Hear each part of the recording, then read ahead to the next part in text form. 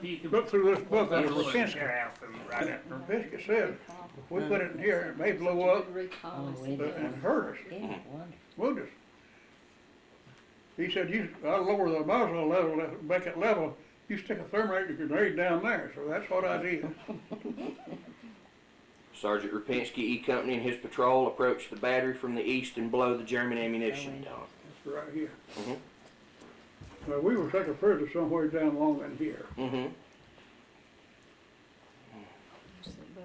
It's Did just unbelievable. Did you help them in writing this book? Did they get together with you to help write this book?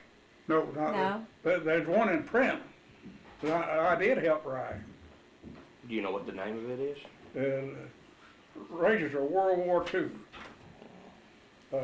Written by Robert Black. I wrote him in one day this week.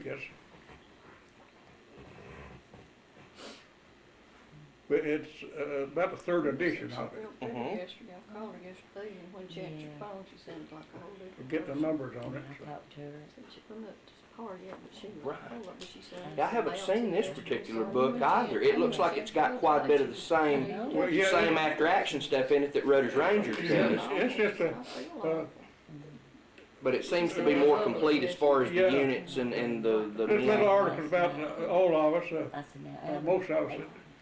Of course, it tells over here when we're mobilized and all that stuff.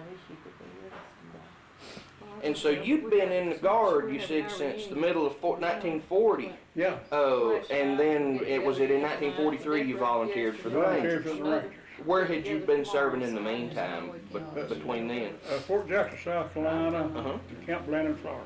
Well, I guess I've heard of it. I know about Fort Jackson. I've been there. But, We were training troops, get a bunch in, train them, and send them out. So.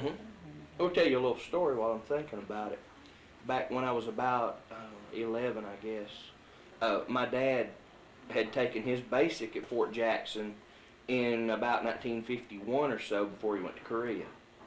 And we were making a trip to South Carolina, and he wanted to stop by Fort Jackson just for old time's sake and look it over, see if he could find his old barracks, or, and, see how much the place had changed. And of course it was 25 years later, so it was a lot different. But they were tearing down all the old clapboard two-story barracks. And when we got there, there was some private construction company that was tearing them down. And when we got there, it was on, a Saturday, I think? That Friday, when work had stopped, they were at the very across the street. They had torn down all the ones up to his barracks. His was the next one to be torn down, and we got there just in time to see it. Had we gotten there even Monday, it would have been gone. And that was such a treat because he got to see the mess hall out back and reminisced about all the spuds he'd peeled sitting on the steps there. And we were there about 2 years, I guess.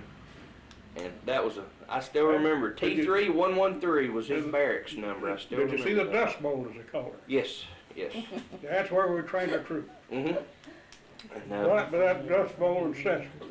there were a few places they didn't let us go there where there was a couple of, ammo dumps and stuff where they still had guards. One of the ammo dumps didn't have any guards. But it was a lot, it was like Blue. most of the bases now, it was a pretty open post, there wasn't very much that they wouldn't let you see, It's not far, And They were of course, out again, there. a lot of the old They were in there, structures were gone and they built new ones, but boy, that was a treat. Hello, That bud. Hello there.